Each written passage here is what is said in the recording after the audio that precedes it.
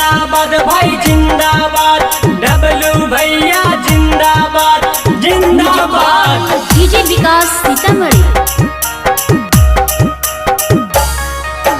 हमारो डबलू भैया गरीबन के साना माँ पात्र मांगा राम के बाबा।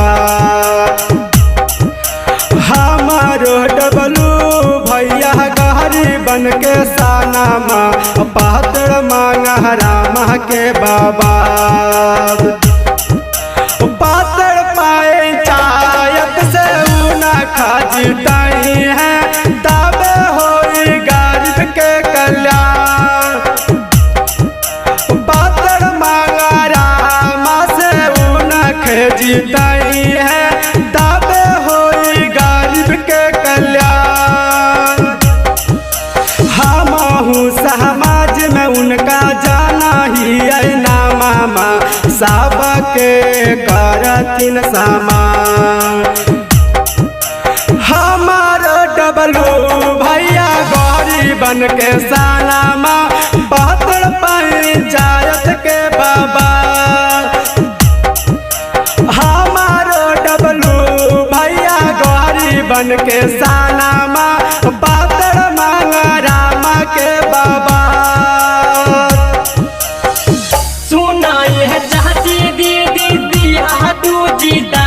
डबलू भैया के राजीव भैया के करथुन पंचायत के भलाई। राजीव भैया के करथुन पंचायत के भलाई। राजीव भैया जी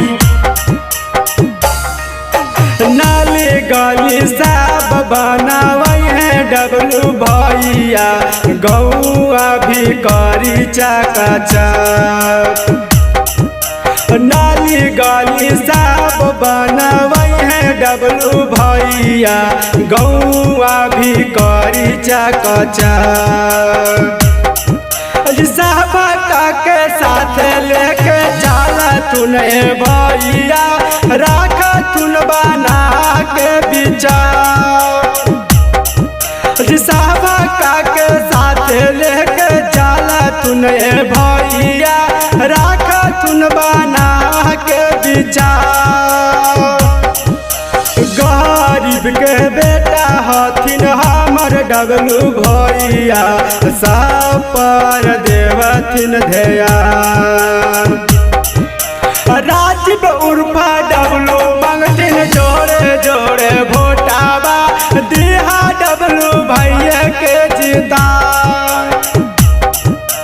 राजीव उर्फा डबलू मंगथिन जोड़े जोड़े भोटावा, दिहे डबलू भैया के जीता। जीतेगा भाई जीतेगा, डबलू भैया जीतेगा। जीतेगा भाई जीतेगा, डबलू भैया जीतेगा। जी हाँ दोस्तों, अगर आप पतेर मंगरामा पंचायत में विकास चाहते हैं तो हमारे बड़ भैया राजीव रंजन उर्फ डबलू भैया को जिताइए और भारी मतों से विजय बनाइए। पतेर मंगरामा से खड़ा होथिन डबलू भैया, दिहे अभरी के जीता। पतेर पंचायत से खड़ा होथिन डबलू भैया, दिहे अभरी के जीता। अगया छै लगा के करथिन प्रचारवा, सुनथिन गौआ जेवा। अगया छै लगा के कर प्रचारवा, सुनथिन गौआ जेवा। डबलू भैया के कहरे पर तो पूरा सपोटावा, गौआ के लोग हवन जेवा। जवन वादा कैलथिन वादा निभैथिन, दिहे डबलू भैया के जीता। पात्र मांगा राम से ही ना के जीताई है,